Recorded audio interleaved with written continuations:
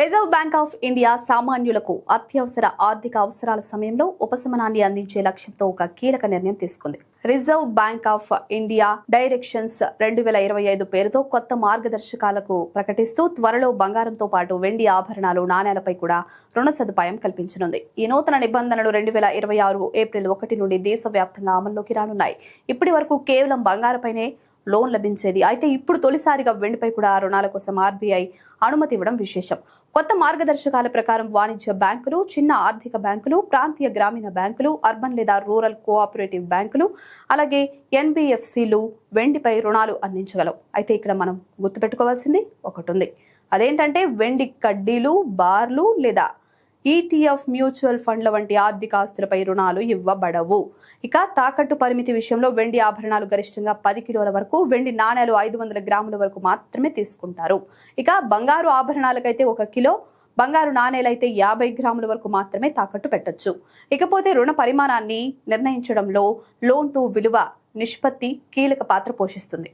2.5 లక్షల రూపాయల లోపు రుణాలపై గరిష్ట ఎల్టీవీ 85%, 2.5 లక్షల రూపాయల నుంచి 5 లక్షల రూపాయల వరకు 80%, 5 లక్షల రూపాయల కంటే ఎక్కువ రుణాలపై 75%గా నిర్ణయించారు.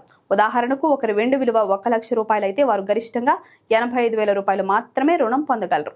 వెండి విలువను నిర్ణయించడంలో పారదర్శకతను చూపేందుకు ఆర్బీఐ స్పష్టమైన విధానం రూపొందించింది. వెండి ధరను గత 30 రోజుల సగటు ముగింపు ధర లేదా మునుపటి రోజున ముగింపు ధర, ఈ రెండింటిలో తక్కువ ధనాన్ని పరిగణలోకి తీసుకుంటారు.